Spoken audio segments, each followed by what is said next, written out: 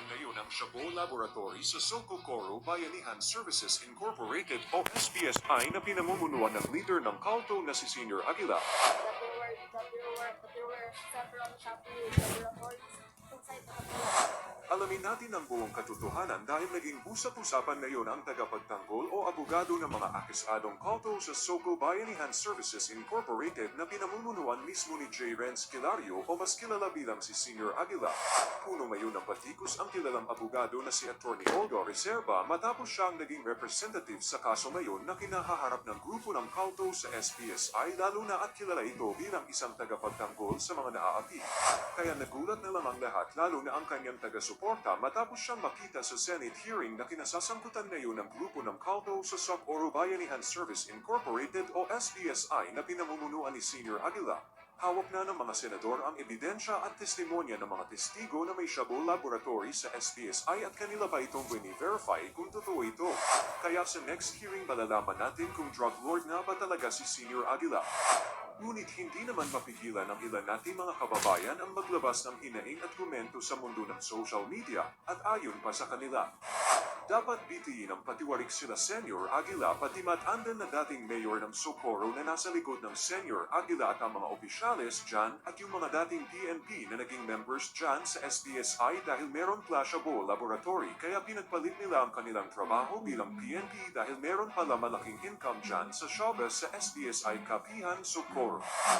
Dapat yung abogado kasuhan din or ipa-disbar dahil alam nila na illegal yung ginagawa ng kanilang kasamahan, the cuddling of criminals. Dapat pati ang mga magulang kasuhan din at kapag mapatunayan na kasabwat sila sa pamimilit ni Senior Aguila ng forced marriage, dapat pati ang mga magulang ay makukulong. Ang dami ng evidence, pakapakawalan pa. Maawa man sana maparuhan na kawawang mga kabataan sinira kinabukasan drug lord pa ba? Senator Risa, si Attorney. Attorney, you have the floor. Your Honor, may I debunk the facts that what Attorney Lapiten said? Because she said that the reason why I'm stating the ordinance here, the proceedings in the Sangguniang Panlalawigan, because all of these forced marriages, the amassing of high-powered firearms, the creation of drug Shabu laboratories inside the city of Kapihan were all raised in Sangguniang Panlalawigan. They were given a lot of time to sustain the constitutionality of the ordinance. However, until now, they did not present any report from any agency, PNP, DILG, or CHR at that moment. That's why it was said to be speculative and baseless. Second, she said that they filed an involuntary commitment and it was not responded. However, Your Honor, they only filed the involuntary commitment petition after 2 months after gaining custody over the children. They filed the involuntary commitment after we filed the writ of habeas corpus. That's why it was a belated action because normally you would file an involuntary commitment if you would want to get the custody of a child. However, they already had the custody of the child. Kaya aminado na nga si Attorney at saka si Mayor na talo talaga sila sa kaso niyo. Yes. Nakuha niyo balik yung bata eh. Kahit na gaano kaganda ng intention ni Mayor na i-hold yung bata para yun nga, ang bata na nga lumayas eh. Ang bata na nga ang umayaw, pumunta sa kanila, na-rescue nila.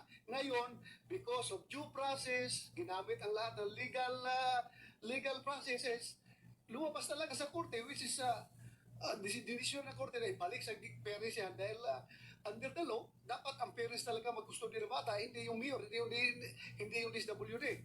So, yun nga, talo nga sila talaga. Talo sila, under the law. Yes. Talo. So, The reason accepted is- na yan. Kahit anong intention nila, talo talaga. So, yeah, Mr. Chair. what are you trying to The reason why I'm establish, raising- Attorney? The reason why I'm raising this, Your Honor, is because she said that they filed the involuntary commitment first and it was not entertained by the court. However, upon summons, upon records would speak that they only filed 2 months after gaining custody of the children. That's why it was sent. Kaya nga, talo nga talaga sila dahil they are always two steps behind you.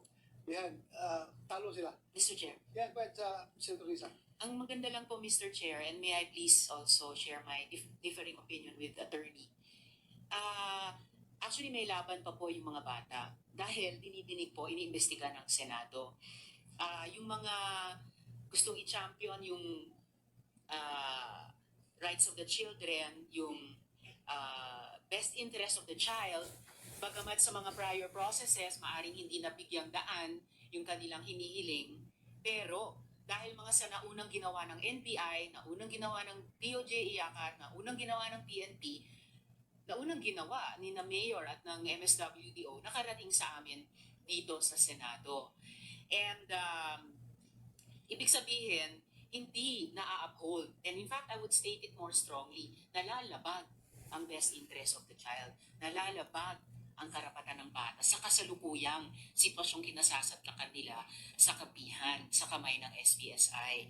And one of the, salamat kay Attorney Lepitan, we conduct these investigations in aid of legislation also. So kung meron po kayong ipapanukala na mas sumasaklaw na batas, we would be very interested to study that. At isa po sa mga aspetong binanggit nyo, yung rehabilitation. Actually, yun yung isang pending important matter ko sa DSWD.